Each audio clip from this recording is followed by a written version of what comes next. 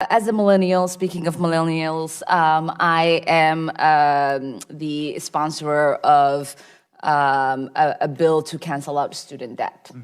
And I recently saw that one of the ways that we can increase income inequality by like 50% was getting rid of student debt. What are other ways that we can decrease income inequality and increase the ability for millennials to be able to have the ability to have an input in our economy? All right. Welcome back, patriots. We just caught a glimpse of a congressional hearing, and if you're anything like me, you probably noticed the political grandstanding right away. Here we have Representative Ilhan Omar stepping in to question the Congressional Budget Office on fiscal responsibility and income inequality. And honestly, the irony is hard to ignore. When a member of Congress whose own financial history and conduct have been heavily scrutinized turns a serious CBO hearing into a stage for pushing a political narrative, it raises real questions about whether taxpayer time is being used responsibly. Instead of focusing strictly on the policy discussion at hand, you can already see the early signs of political baiting, nudging the conversation toward short-term talking points rather than deeper, long-term fiscal policy.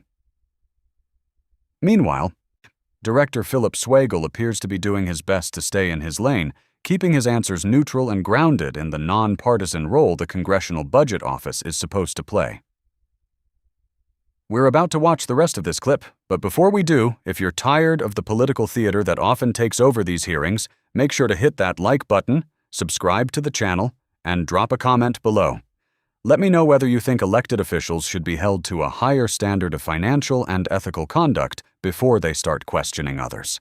All right, let's roll the rest of the clip. Notice there's a lot of anxiety that is expressed by many of my colleagues when it comes to the income inequality and the disparities that continue to persist in our communities and in our country. We know that over the last 50 years, income inequality has gotten significantly worse.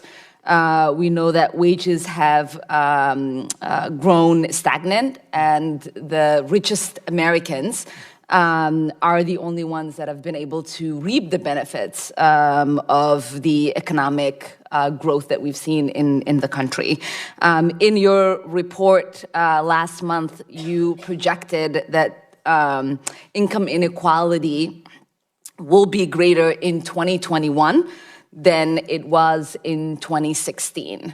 And so I wanted to see if you can give us an idea of how do the growing levels of income inequality affect consumption, and how would this affect the budget outlooks that you have? Yep. Absolutely. And what you said is correct about our report. We show greater inequality in 2021.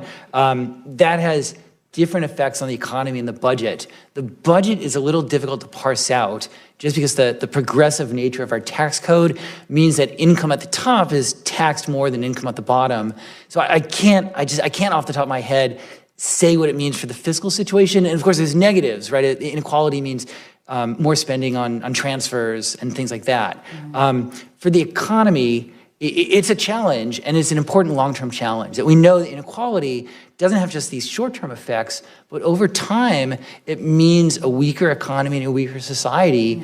The children of families at the bottom have more difficult situations and worse trajectories. And that, in some sense, is an intergenerational transmission of inequality and of poverty. That's a key challenge for the nation. Yeah, and as a millennial, speaking of millennials, I am the sponsor of a bill to cancel out student debt. And I recently saw that one of the ways that we can increase income inequality by like 50% was getting rid of student debt. What are other ways that we can decrease income inequality and increase the ability for millennials to be able to have the ability to have an input in our economy? Okay. So I would look in some sense at the short term and the longer term. The short term, the tax and transfer system affects inequality. The taxes and transfer reduce inequality, but as you pointed out in 2021, less than in 2016. Mm-hmm. So more could be done in the short term with either taxes or transfers. Mm-hmm. Over a longer horizon, the challenges are in some sense more difficult and slower. Education would be a key one, and then all the challenges that sort of help people use their education for their future. Housing, transportation, childcare, elder care, all the things that would make it possible for people at the bottom to work and to have a rising wage. Okay, after watching the full exchange, it pretty much confirms what we suspected from the start. What we saw wasn't a serious policy discussion. It was political performance crafted for a highlight reel. Director Philip Swagel stayed consistent with the role of the Congressional Budget Office, keeping his answers measured, factual, and nonpartisan. That calm, objective approach stood in sharp contrast to Representative Ilhan Omar's clearly political framing of the conversation. Let's break down the key issues. First, look at how the problem was framed.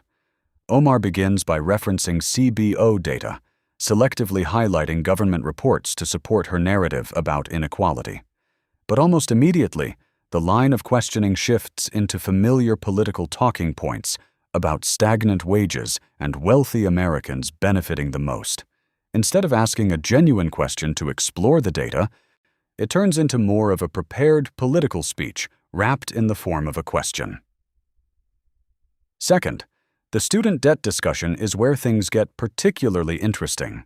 She promotes legislation aimed at canceling student loan debt, but during the exchange she has to acknowledge an unexpected finding from the CBO that canceling student debt could actually increase income inequality.